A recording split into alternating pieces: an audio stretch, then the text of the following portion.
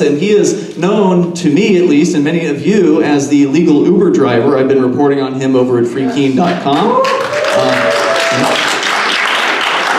I had the privilege of breaking that story. The mainstream media had not picked it up until Free Keene put out a press release, which then the Portsmouth Herald, or whatever they're called, the Portsmouth whatever paper, Seacoast Online is what their online is, picked up the story, and they've been running with it out there on the Seacoast. And for those of you who don't know, he has been illegally driving an Uber, his car as an Uber, and has not yet gotten the ticket that he's looking for. I don't know how much of his speech is going to focus on that, but since he will be subject to question and answer, if you have questions for him about that, I'm sure he'll be happy to answer them. And that's another thing, you know, when I bring somebody on to speak, I just ask them to speak. I don't tell them what to speak about. So it sounds like he's picked a much larger topic than just Uber, and I suspect that, and he's going to be doing a little different. So he's coming down into the audience. It's going to be more of a group conversation, and I think he'll explain to you how the microphones are going to work during this, but he's going to look for more participation from the audience, I think, than our typical keynote speech does. So with that, Chris David, thanks for coming to Keenevention, and I appreciate your time here.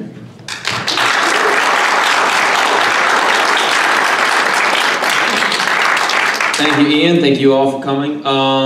Yeah, so we're going to talk about Uber. We're going to talk about kind of lessons I've learned in doing activism and CivDis stuff. I don't want to pretend like I know better than Keene does.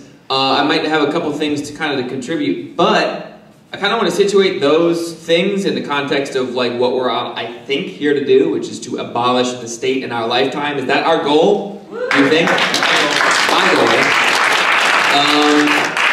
So we're going to kind of structure this as a group discussion. Going to invite people to come up to the microphone and just like,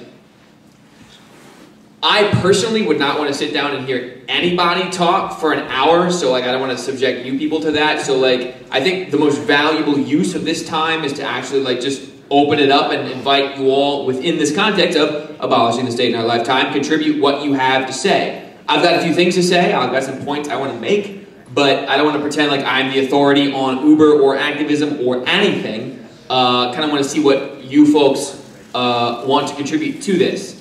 But given that our context is something that does not, I think, get enough conversation among the movement, like actually stating what we want to see happen and how we accomplish it, today's conversation may or may not set a precedent that actually determines the date and when and how and if we actually do abolish the state in our lifetime. Not to set any pressure on you people, but your active participation may or may not determine whether or not we abolish the state in our lifetime. So, please participate, please. Thank you. That was kind of a joke, but not entirely. The microphones, we have a microphone set up here. I'll lend mine out. The way that cameras and mics are set up is that if you kind of shout things out, you won't really be heard. You might kind of sort of be heard on the camera, but if you have any like point that you want to make, please come up to this mic, or if you want to, hand out mine, whatever. We're going to do a little bit of kind of shouting stuff out, and I'm going to write on here. This is just a free flow hour we're going to use to fucking abolish the state, if people are fine with that. Okay. Alright, so let's get started. So here's how we're going to start. Yeah, I didn't like prepare this with any like slides or anything. This is just going to be a blank sheet of paper. But here's how we're going to start. We're going to start by just kind of identifying some concepts that are kind of relevant in this conversation. So just to give you some ideas, I'm going to start with 4 of them. Things that I think are going to be relevant to this conversation. I'll just remind you that this is going on YouTube, so don't say anything you don't want the federal authorities to know, because I guarantee they'll be watching this very soon. Alright, blockchains is one. Bigger. Okay, I'll let you sort them out in a second. Me first. I got the mic. Swarmwise. Let's call it Election 2016. Feel free to shout out. I fully encourage it. Write bigger.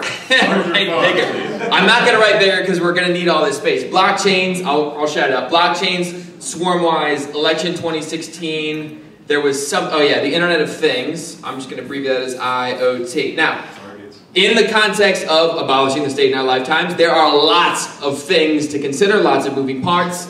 Shout them out. I will write them down, please. Peacekeeper. Peacekeeper? And call 411. Cell 411. Peacekeeper, Cell 411, and apps.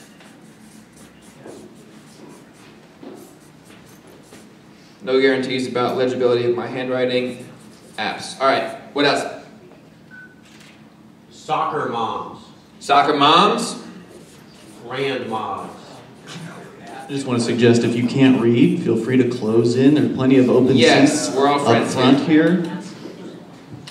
I like to privatize a lot of local services, such as fire, police, roads.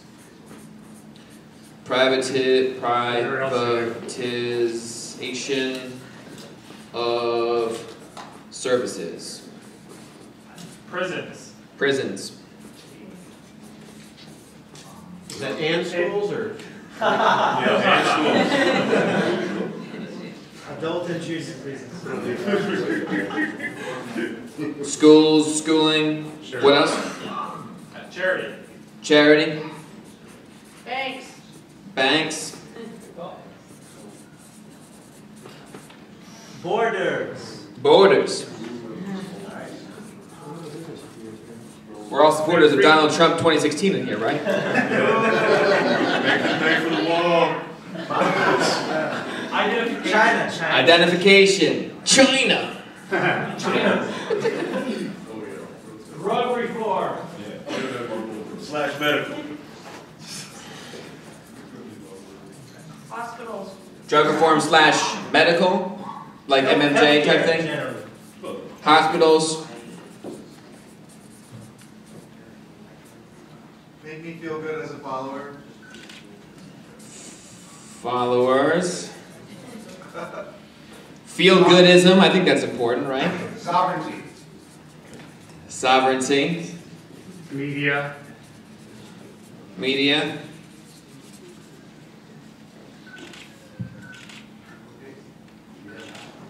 International relationships. International relations. I'm just going to put I-R. Roads. Roads! Alright, you've articulated an entire strategy for replacing the government with a voluntary society, but who's going to run the roads? What else? Outsourcing. Outsourcing? Robots. Robots. What about the environment or physical nature, protecting the environment, let's say? Environment. EPA. EPA. Bombing hospitals and destroying the evidence. Let's put bombing hospitals. Jailing innocent people. Economics. But who will jail the innocent people? Jailing innocents. Economics broadly. Immigration. Where did I put borders? Immigration. Culture and the arts. Culture and arts. Security. Security. Food. Food. Alright, any last submissions before I move on? Encryption. Commodities. Say that again. Commodities. Commodities.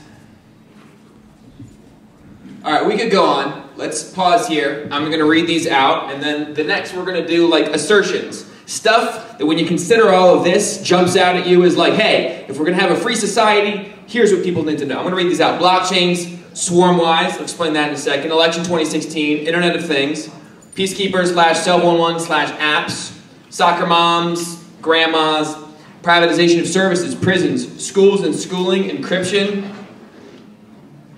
commodities, charity, banks, borders and immigration, identification, China, jailing innocents, economics, outsourcing, robots, environment, EPA, security, food, culture and arts, bombing hospitals, being assholes abroad, roads, international relations, media, sovereignty, feel-goodism, followers, hospitals, medical marijuana, drug reform. If we're going to have a free society, here's what you need to know that is not being considered so far. Please, someone come to the microphone so that we can get you on our camera, or else shout it out and I'll try to repeat it, but if you want to be heard, come on up here. Rich Paul, please, lead us off.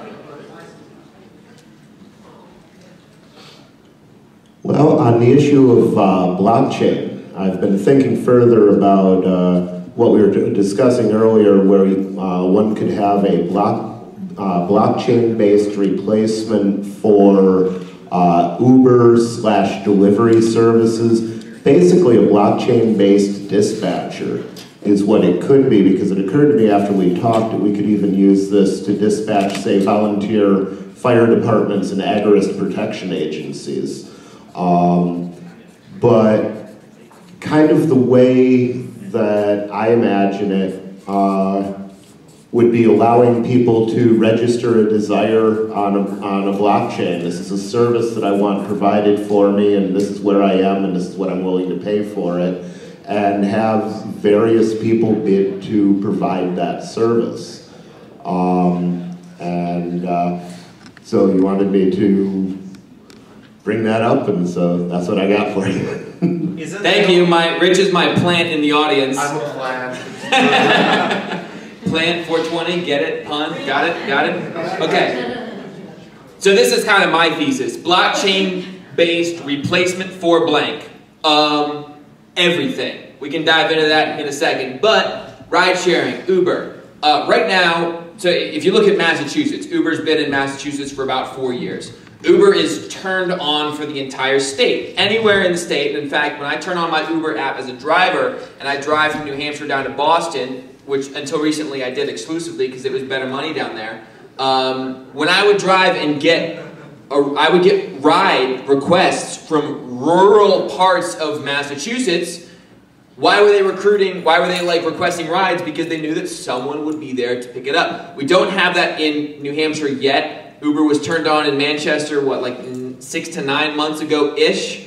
Portsmouth, 6 months ago-ish.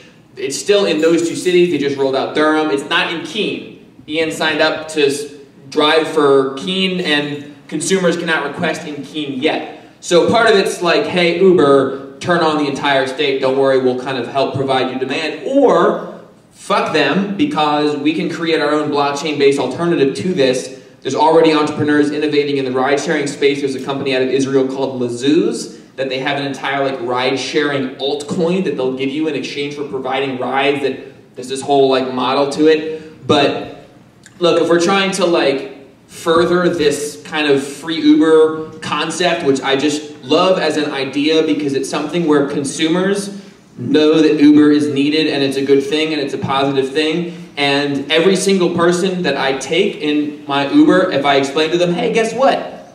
Do you know why Uber is currently illegal in Portsmouth? What? Uber is illegal in Portsmouth? Yes, Uber is illegal in Portsmouth because the taxi companies, which have had an incestuous relationship with the local government here, put a significant amount of pressure on the city council to pass an ordinance that was written specifically to make it, an ordinance that is incompatible with Uber's business model, such that Uber is now illegal, and the taxis are not illegal. What do you think about that? Some people are like, oh yeah, I already knew that the government sucks and that's terrible. And half of the people are like, oh my god, that's terrible, I didn't know that.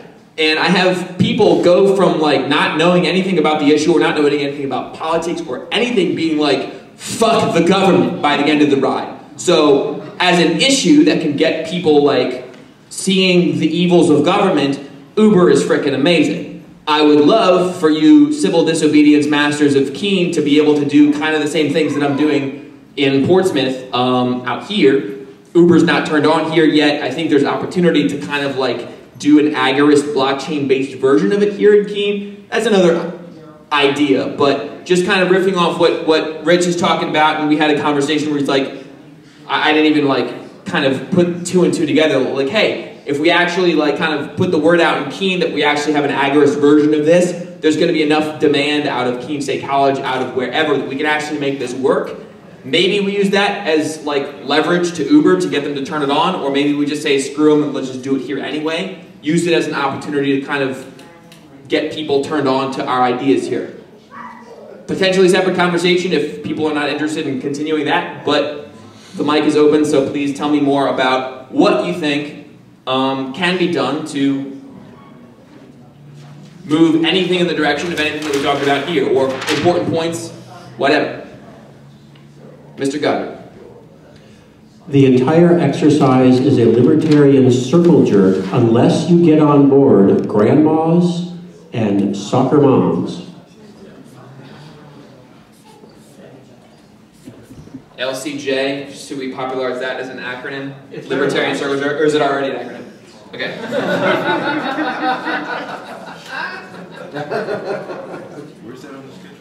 LCJ, Libertarian Circle Jerk, until grandmas and soccer moms are on board. I would like to know what Mr. Goddard thinks can be done in this regard. Well, for me, I joined the recycling committee on my town because I think it's kind of a smart thing to recycle. I don't think it's a big ploy by people to, I just think it kind of made sense. And so in my town, we implemented a pay-by-bag scheme, which is kind of a free market thing. If you don't know, you take your garbage and then you pay for every bag to have it dumped in the city dump. You could still contract your garbage to be taken out somewhere else by some other company, and some people did. But if you want to take your garbage to the city-run dump, then you have to pay extra just to, like, so that running the dump wasn't a thing supported by a broad-based tax, but more like a user fee. And in the process, it helped, you know, encourage people to throw less away and maybe recycle more. And as a result of my spending time with the committee, the recycling committee, and helping out with something that they agreed was a good idea, one, I had an older guy who'd been in town forever and is kind of leans socialist to talk about why this is a free market solution, and that's a good thing. And you don't need the government to be picking up everyone's trash. And then I also had the nice ladies on the recycling committee tell me, you know, I'm kind of an anarchist too. Awesome. So local involvement, super important. We kind of had this done easily for us to a certain extent in Portsmouth, given that the so far only Uber driver, and I was trying to make it me, kind of by like picking up customers pretty obnoxiously, like parking right in front of the cops, right in front of the taxis in downtown Portsmouth. Like, I wanted to be the first Uber driver that was officially cited by the police for picking up customers.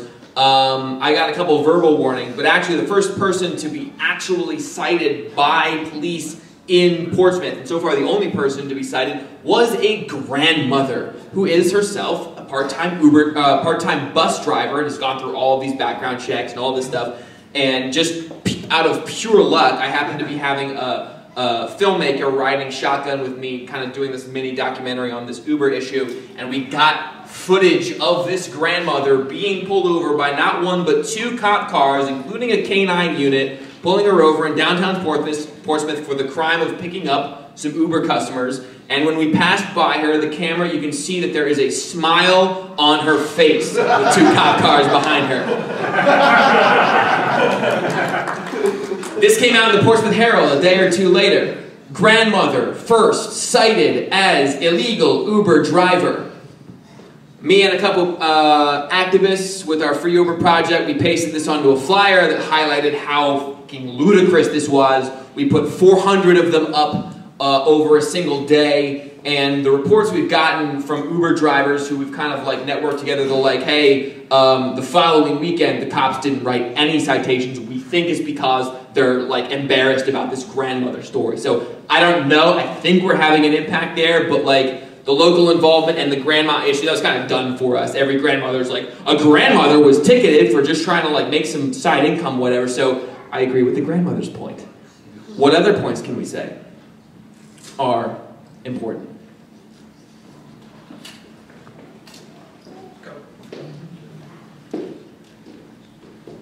Bruno.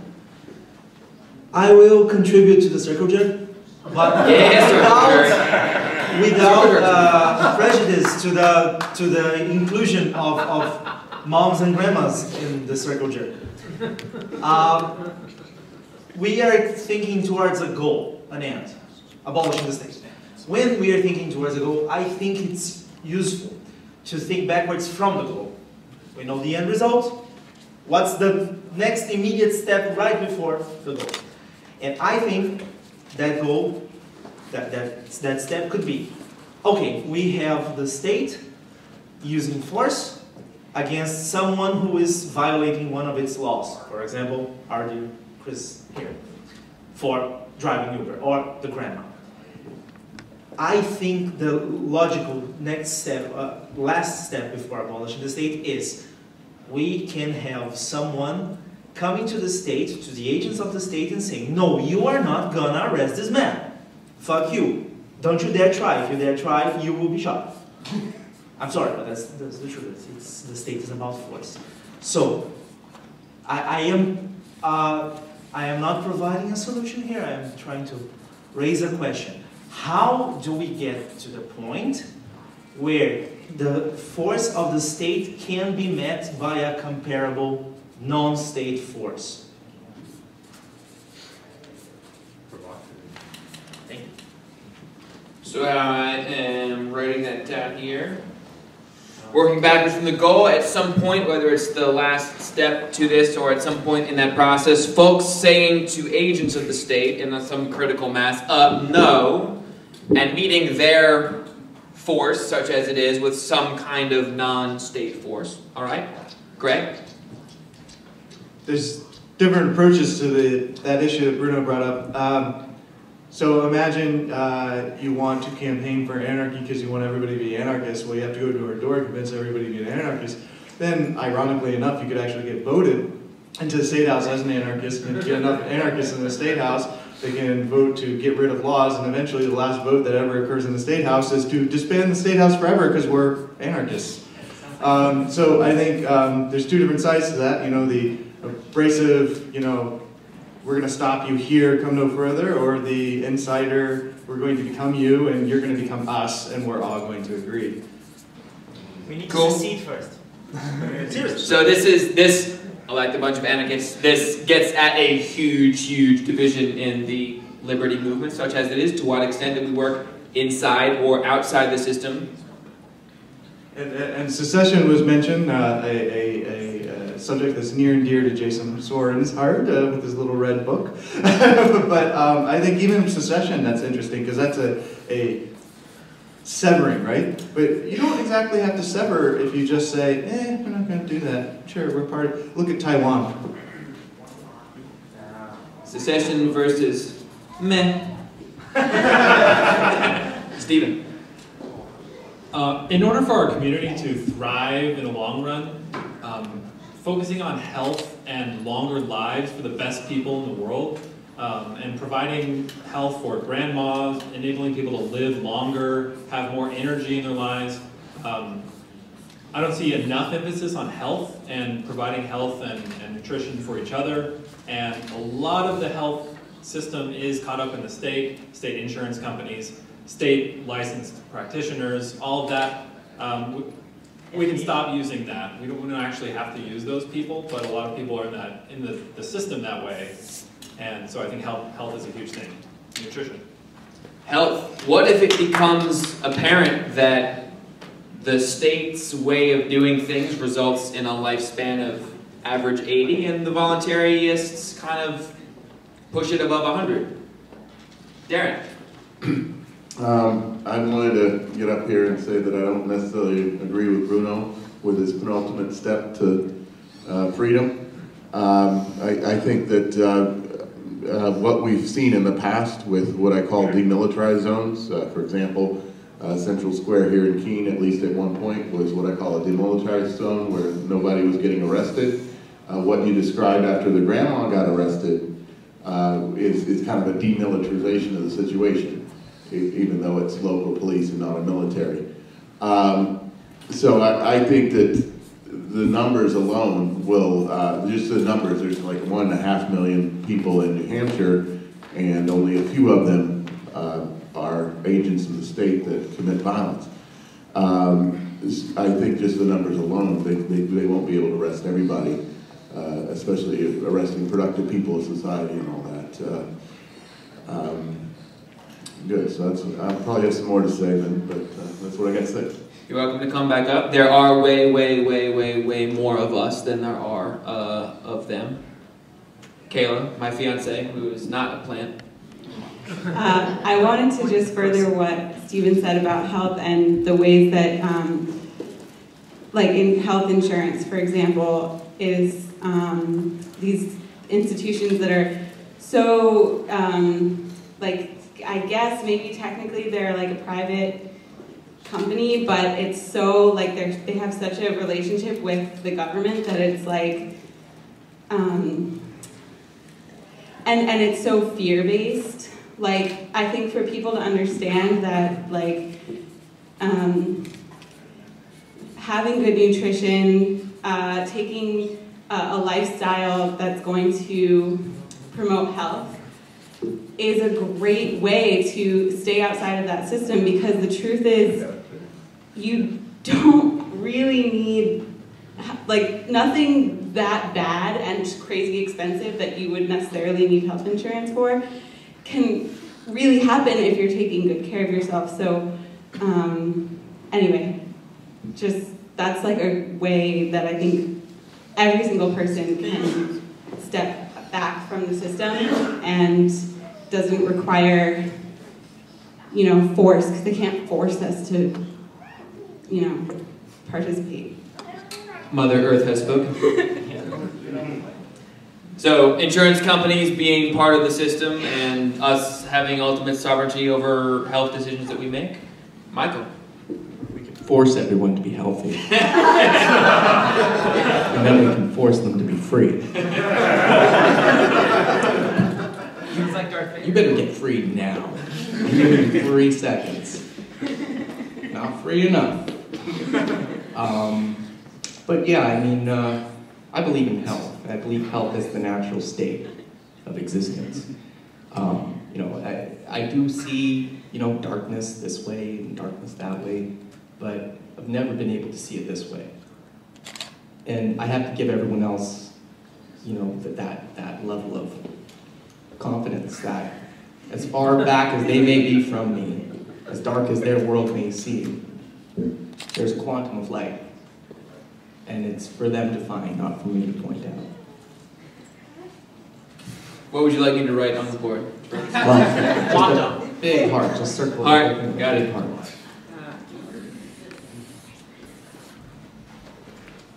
Terry. Yeah, I just want to add a little to this. Way back in the day, there was someone running around Savannah with an illegal kitchen, and she came to Porkfest years ago, Mama Allie. I don't know if you guys remember that mess. But the one thing that came out of that I actually saw work was, for you guys that don't know, this lady ran an underground kitchen in Savannah where you would call and they would just deliver you food no matter what time of day. It'd be like 3 in the morning, you want, you know, chicken and waffles that arrived. And so what would happen was it was completely underground without licensing. And they set up, the cops found out and set up an illegal sting where they arrested her for delivering biscuits. So biscuits and gravy. They got arrested, 5 different police were there. It was like this big sting for biscuits and gravy. I covered the story, got it on the internet, and it got all kinds of coverage, even international coverage. So people were calling the Savannah PD and yelling at them, like, what is wrong with you people for arresting someone for delivering, you know, biscuits? And it became called Biscuitgate. Point is, what I saw actually work was they embarrassed the police so bad that they called this lady back in and said, you know what, you can run any business you want here, we're not going to bother you. Just make the call stop. And that worked. And for a year, she was able to practice without any fear. And this is what I like, you know, as a doctor, and I see patients, and, you know, you guys are all bringing up health. There's so much expense to becoming a doctor. You know, you got to give up 10 years of your life and hundreds of thousands of dollars of training. And then you're asking these doctors saying, hey, step out of the system, risk it all so I don't have to play in this. That there's very few of us doctors that'll do it because there's so much expense related. It would be great to create some sort of environment that I could practice without a license and have no fear. Like where I wouldn't have such a high risk of doing it. It's one thing to run an illegal kitchen, it's another when you're going to lose, you know, complete livelihood of years of training and money. So if you want doctors to take care of you, you got to create the environment that they're safe.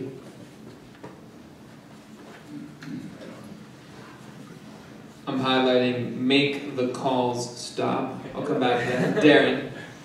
All right, so after demilitarization, put the word atrophy. So an end game that I would kind of envision, if you look back at England or Great Britain, there's still a monarchy there. And the monarchy is not really engaged in violence much. I mean, they have a little money, they take tax money. But if that's all that existed, I wouldn't be that worried about it. What the idea, and especially since this is being recorded, the idea is that a monarchy is a stupid idea. The idea that there's a god incarnate on the planet walking around is probably not valid, okay? And it took people a long time to actually come to that. And in the past, like with the French Revolution, there's been a lot of wars. And, well, I mean, there's been wars with the French Revolution and other wars too. But I think that a real end game that people might keep in mind is similar to the monarchy in Great Britain. Okay, let me compose my thoughts. I'm sorry. Okay. Okay, so you can make a parallel between monarchy and what we might call democracy, right? Which I believe is not democratic. I've seen tons of people say what their opinion is. I've seen the majority say a certain thing, and the government that they claim is democratic will do the exact opposite. I mean, very prominent examples in Greece, but I've seen tons in New Hampshire, like petitions with tons of signatures, and they just throw it out the window. So we live in this democracy thing, and democracy is like a really old type of technology. It's a technology on the order of throwing rocks. That's the way I look at it, okay? Now, policemen have firearms, but what is a firearm? It's just a fancy way of throwing a rock really fast. I mean, I'm famous for not being the gun guy, but there are several people that have experience with firearms in this room and things like that. And one thing when I see the people engage in the firearms thing, I think it's a somber event because it's a serious thing that you're doing. You want to be responsible. You want to teach people that are around. But I also think something that strikes me is such low technology that's being used. Honestly, the technology hasn't improved much in a century, okay? There's little bells and whistles. I mean, I would say muskets to something else was a technological advantage. But, I mean, I don't want to go over all the technicalities, but it is a very primitive type of item. And people like it, that's fine. I mean, I like stuff that's old too. I teach Euclid to kids, so that's even older. So I think that it's basically the way our society is built. It's built on the idea that we can throw enough rocks that it's going to solve a problem. And so what some of the people in this room probably have come to the conclusion: no, we can't throw enough rocks. We can't fire enough guns. We can't have a threat strong enough to solve a problem. And I mean, empirical evidence is on our side. Is on the side of that, because I mean, just look at the drug war, right? I mean, it's clear that it's not working, and every time they up their level of violence, it gets worse. And so we have empirical evidence. So the end game that I would see is that eventually there's this like pomp and circumstance, and there's still these elections, but there might not be billions of dollars spent on it, and they talk like they're important, and even in Great Britain, people almost worship the king or the queen or whatever, and they still have some reverence for it.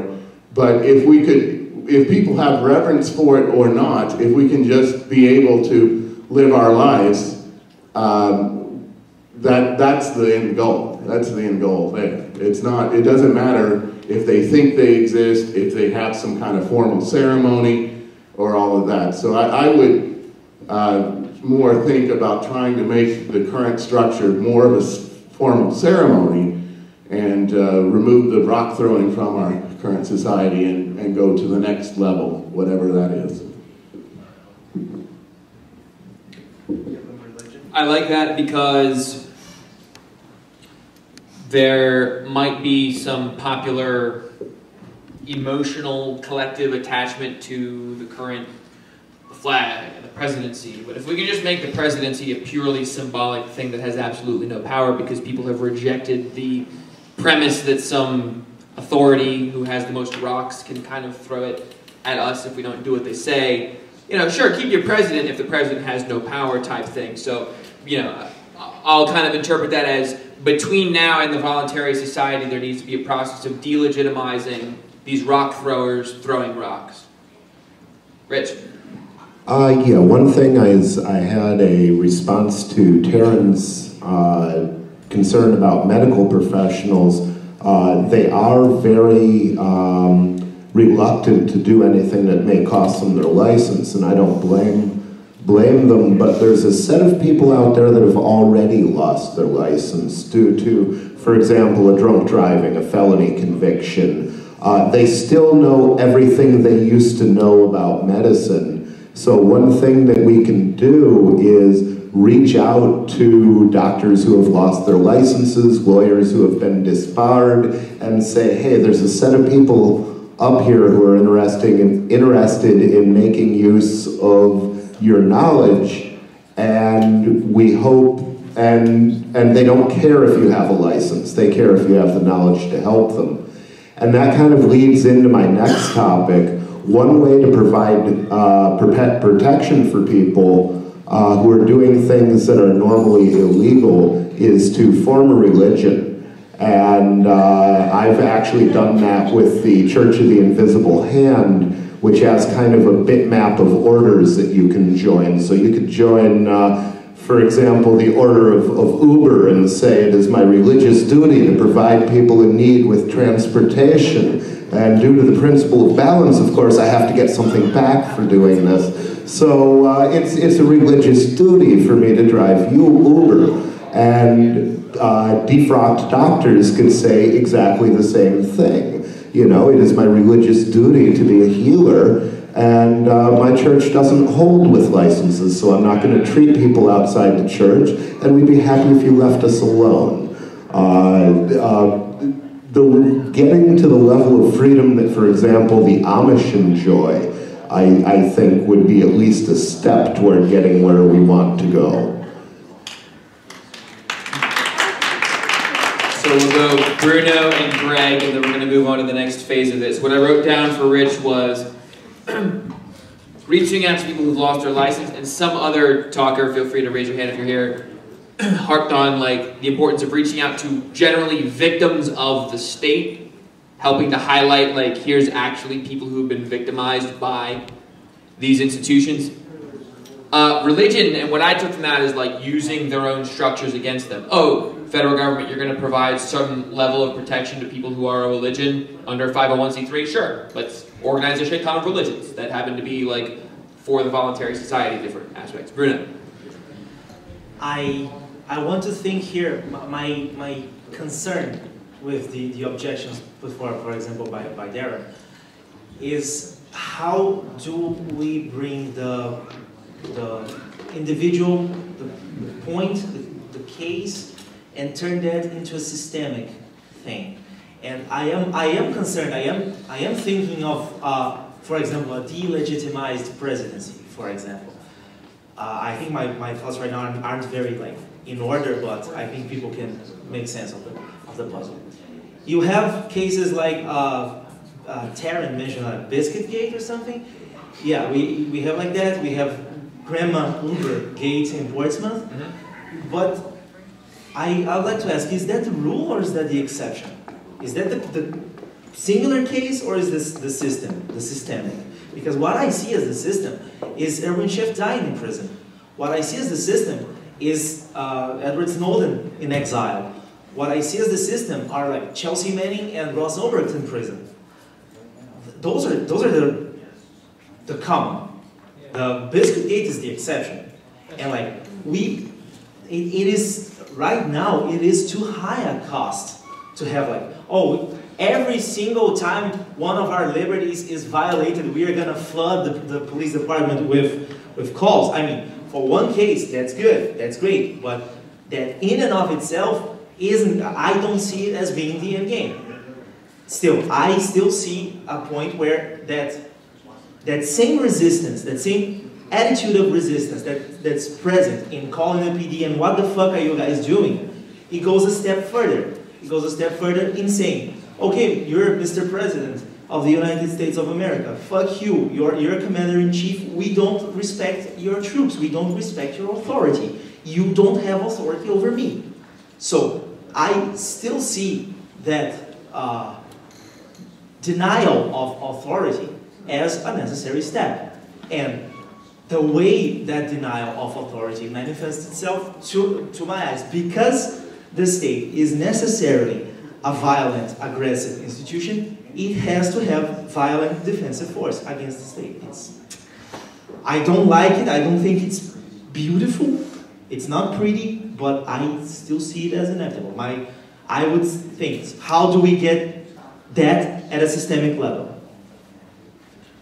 So kind of to restate that, and that's the perfect transition to kind of the next phase here, is how do we take these individualized cases of resistance and scale them laterally to kind of overwhelm their capacity to crack down. So we'll get to that. Greg? Just wanted to talk about the Liberty conspiracy. Oh, that broke the first rule.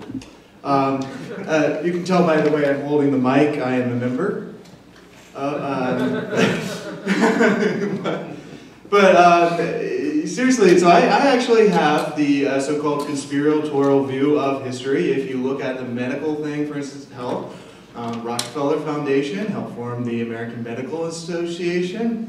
You look at people like, I think it's Lawrence Fishburne or something, took out a bunch of, holistic practices, other practices, and all that's left is allopathic. And you can look up Ty Bollinger's book if you want to learn more about that. The Federal Reserve System, Creature from Jekyll Island, G. Edward Griffin, also the Morgan family did that. So but there are all these conspiracies that I think are real. I mean, OPEC is a conspiracy. Come on, you agree with conspiracies. Everybody thinks there's OPEC. They're out there. So we need our own. And those who partake in the Agora Valley, medical practice or whatever, just keep quiet about it. It's part of the Agora conspiracy. And you have two different choices. You could be part of the conspiracy, or you can do civil disobedience, which is doing the thing out in the open on purpose to say, I can do this thing, like the 420 rallies in Keene. But also, we need more conspiracies. More conspiracies. That's definitely an important dichotomy. To what extent are we kind of clandestine and keeping to ourselves? To what extent are we letting it hang out for all to see? I'm going to summarize this, then we'll come to Rich and Dennis. So I'll just read this. Blockchain-based replacement for blank. Ride-sharing and Uber being one example. Liberty circle jerks until... It's all a libertarian circle jerk until the grandmas and soccer moms come on board. Local involvement as a path to avoid that.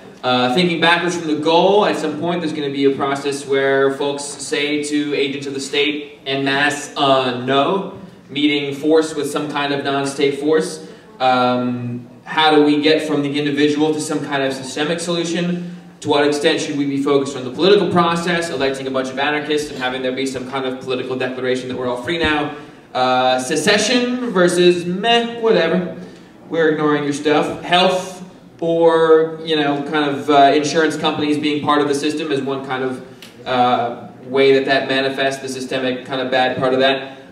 Demilitarization, the state standing down, kind of their legitimacy atrophying.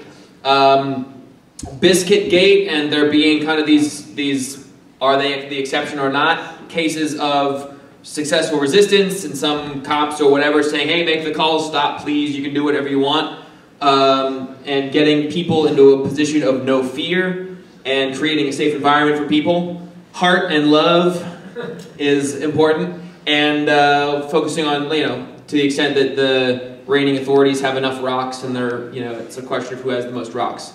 I'm going to kind of focus on this for now, the make the call stop thing. The issue that got me involved in liberty, in political involvement at all, was back in 2002. I started kind of paying attention to things after 9/11, feeling that there was something kind of off about that whole thing and the response to that whole thing. And we went from Afghanistan, okay, sure, great, to going into Iraq. And, I was one of the people reading all the lefty blogs in late 2002 into early 2003, like, hey, there actually are no WMD, and the Bush administration is lying to you. Dick Cheney's going into the CIA to mid-level analysts, leaning on them to come to a certain kind of conclusion. And if you look at what the weapons inspectors are actually saying, they're saying there's absolutely no credibility to this case that the administration's using to lie us into war. And in February 15 of 2003, I was part of the largest simultaneous global protest in the world. I went to DC and protested, and that protest was completely ignored, and we went into Iraq. And that had been kind of my main issue, for the past decade. Is how do we avoid doing something like that again? In 2013, when the Obama administration came very, very, very close to repeating that process, taking us into Syria based on a pack of lies that Assad had gassed his own people, which if you look at the evidence is directly not at all what happened. I've got an article on that if you want to read it. But what happened to prevent that on a very short timetable where Obama's we're sending the fleet into the Bay of whatever and bombing's going to begin in about a week, Twitter was oh, no, you are not. Twitter blew up. It resulted in a tremendous amount of calls. The congressional switchboard was melted down to the point that the Congress people, decided to not even have a vote on whether or not to vote to authorize Obama to do what he wanted to do, which is bomb the shit out of Syria and Assad. So this make the calls stop thing worked like a charm. My only concern is that it took until the few days before Obama wanted to go in for that to happen. If there had been something a little bit one level higher where some Iranian cruise, something or other fired on some US thing, this decentralized reactionary response that formed organically in response to this would not have occurred in time to stop it. And so my argument that I've been saying to whoever would listen is that we need some kind of permanent, consistent infrastructure that can turn out 100,000 people to melt down any given phone line at a time as one thing that would kind of be nice. So the concept of broad-based mass resistance to something, Dennis, make whatever point you want, but that's kind of where I want to steer this into. How do we facilitate some kind of mass, broad-based, decentralized resistance to evil acts? Dennis. He's going into Syria anyway. On that point, Just this week. it is definitely the case that we have enough free staters in New Hampshire, most importantly, not in any one place in New Hampshire, that essentially every state rep in New Hampshire, if half of you all took the time, when there's a bill that's kind of important that affects you personally, that you'd call up, you'd probably have 2 or 3 state reps and say, I'd like you to vote this way on this bill because libertarian bullet points. That is the call flood that actually is likely to make significant, immediate changes in the entire culture of this state. Dennis, we have enough free staters to influence New Hampshire legislation, for pretty much every bill, what percentage of bill, what percentage, how numerically can we quantify the free staters' influence? On the hugely relevant bills that everybody already has an opinion on, be it same-sex marriage or legalizing marijuana or stuff, so-so. On the 95% of bills where they're going to regulate someone, they're going to enable a tax, they're going to remove a little bit of freedom here, they're going to cut off a little bit of freedom there. On those, your state representatives generally don't hear from people. And so they get one constituent that says, did you know, this bill this way, libertarian bullet point or two? You go, oh, okay. And likely they may very well vote that way in the State House. So this concept of make the calls stop, probably the most active person in the past decade for NHLA and lobbying legislators says that we have enough free staters now if we coordinate them to influence 95% of New Hampshire legislatures. Daryl. I want to sort of add to something that Dennis touched on, and in addition to just calling your legislator, if you're able to, go to the committee hearing, because the vast majority of bills have one person testifying, and that's generally some bureaucrat that's telling the state reps what they need to do. I have basically adopted the election law committee. I've gone to almost every bill hearing. I think I missed 2 bills and 1 executive session. So I've got a better attendance record to the election law committee than half of the people that are elected members of the election law committee. And generally it's me and Deputy Secretary of State David Scanlon that are testifying, and most of the time giving opposite testimonies. So he's saying you need to do this or you don't need to because government, and I'm saying the opposite of because freedom. So go and testify, go and testify, go and testify. Thank you, Daryl. And so going to committee hearings is something anybody can do. And so like one thing I think is when we're talking about like how do we scale things outward, Daryl's experience is an answer and will be an answer to all of the masses of people who move here and are like, hey, how do I make a difference? I'd like to have them like go to one website that answers everything. We need to multiply Daryl, we need to multiply JP Freeman, we need to multiply what we're doing in Uber. Like, I think a lot of this is going to come down to like really strong documentation and like do this, this, this, and this. Like, we need to get some structures in place to like train enough people. Like, here, do this, this, this, this, this, this, have it be completely decentralized, and then now we're 100 people going to committee hearings instead of 1 or 2. I've enjoyed this wrap session, but I do want to hear the solutions that you have, Chris David. I really do. We're getting there. No, we're getting there. We are getting there, I promise. Bruno.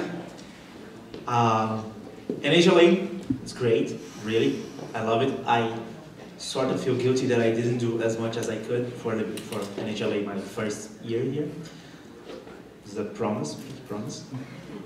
But we have to consider one thing. Right now, I am not making like a statement of what should be, what ought to be. I'm making a statement of fact. New Hampshire is a state of the Union.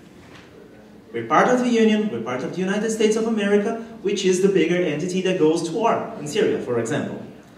So, if let's assume we can get 100 people to go to committees every week. Every session of committees at the New Hampshire State House. We can multiply the impact of those people if we move that legislature from being a subnational legislature, which has limited power, into a national legislature with unlimited power. Unlimited power, exactly. I realized how this is going. It wasn't unintended, but unlimited power, in this case, means the power to say, no, fuck you, we're not going to war with Syria. No, fuck you, we're not going to use your monopoly money, like your green...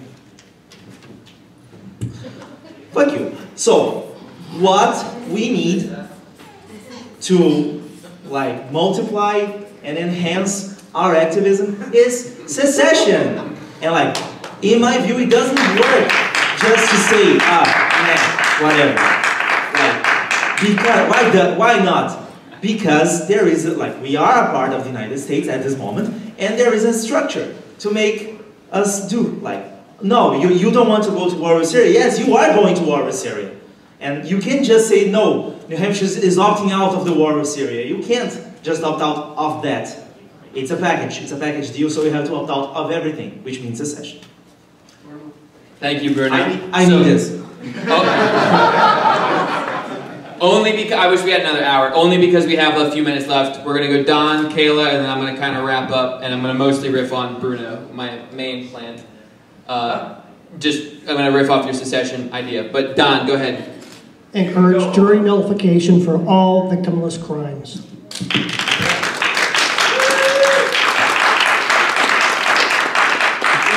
This is seat out of the federal crimes as well. Yes. Kayla.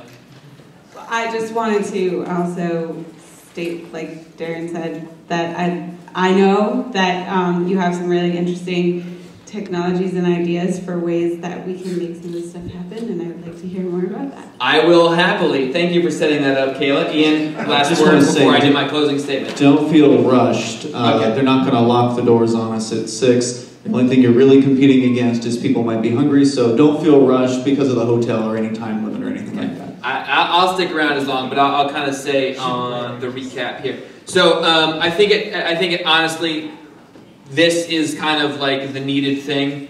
We're getting to that point. And I asked a question during the secession panel, which was, you know, I'm new learning about the Foundation for New Hampshire Independence, which is frickin' awesome.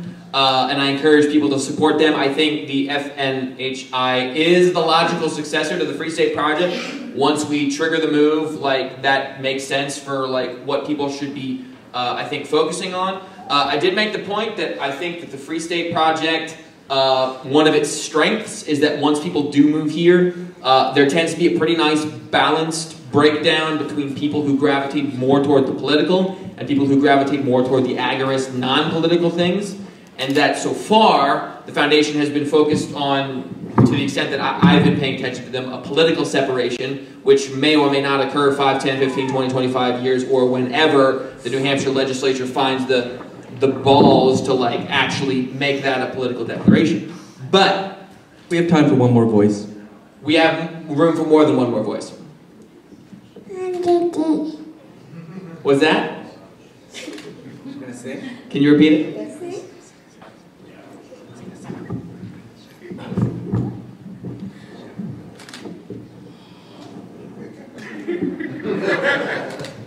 Celeste, what do you think?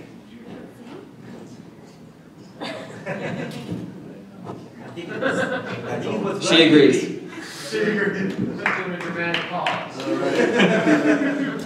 It's like Shatner. I agree with that. We're all hungry. Thank you, Celeste. I think that we have, give Celeste a round. I think that we have enough in the way of blockchain technology. I think we have enough in the way of new kind of decentralized organizational principles that we can start building a lot of the infrastructure of a free society now and not wait for some permission slip from the federal government or from the New Hampshire state legislature that says, okay, now we can build a free society because we have some arbitrary organization saying that it's fine. We're not going to get that consent at any time in the near future. If we actually think that that consent is valuable, the best thing I think we can do is to actually build those structures now. So I'm kind of thinking like the best thing that we can do is to start thinking in terms of creating some new governance structure. The voluntary society, let's just say that it's called Free New Hampshire, and it's a completely voluntary society, and if we have people who say, yeah, that sounds cool, I'd like to opt into that, here's what I would like to contribute. Like these, let's say for example, we have these community market days that are being organized in Manchester, like, hey, like, let's get more people involved in this. Let's get this scaled out. This Uber activism, let's get this scaled out. This cop block activism, let's get this scaled out. This lobbying or educational efforts to promote why it makes sense for New Hampshire independence, let's get this scaled out. Let's say we've got like 5, we'll keep this to 10 minutes. Within the context of like, let's create our own voluntary society, can someone like kind of just give me some ideas or what they think when they think like, we're not waiting for some political separation to come from Concord. We're actually going to do it right now. Like, any thoughts on that? All right. All right. Darren? All right, Darren's in. Greg? Of course, the Constitution isn't a perfect document, admittedly, especially because, you know, it's not anarchist. But Thomas Jefferson, and I think it was James Madison, if I remember right, are the ones who advocated that who enforces the Constitution? The states. I believe it was something like Kentucky. I'm trying to think of the exact moment. I think it's the Alien and Sedition Act, and they had done something. But anyway, the point is, the states are what enforce the Constitution. So if you did get the State House, that meh option could become a thing, because everything the federal government does is pretty much unconstitutional. Sure, there's a few little things there. It's not total secession, but it's mostly secession from all the unconstitutional stuff.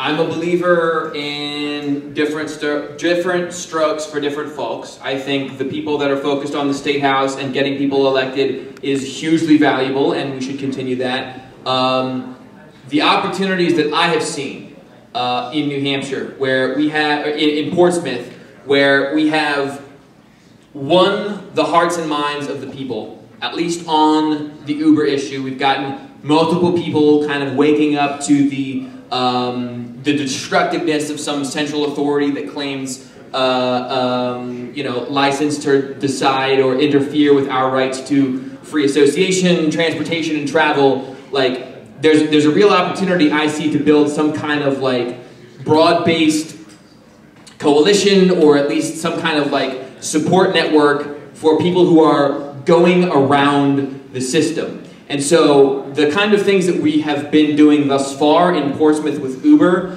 I want to, number one, kind of multiply or expand out the leadership structure that we've started to build in Portsmouth. I'd like to see Manchester adopt that. I'd like to see Keene adopt that. So I was talking with Rich, and you know, I want to stay in conversation beyond this event on people who are actually interested in doing ride-sharing activism here in Keene or elsewhere throughout the state. We kind of like have been brainstorming a way that we actually don't need to wait on corporate Uber, and probably it's better to start kind of creating our own blockchain-based solutions to these things anyway. And if we are the first kind of state in the country, we already have, New Hampshire has the highest per capita consumer usage of Bitcoin of any state in the country. You know, I'd like to see us have the most kind of blockchain-based entrepreneurship of anywhere in the country. The more and more that we can start creating blockchain-based solutions to the many things that government claims jurisdiction over.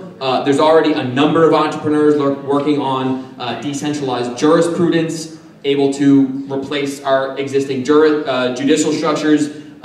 There's, you know, the Open Bazaar, who you heard from, for decentralized peer-to-peer currency.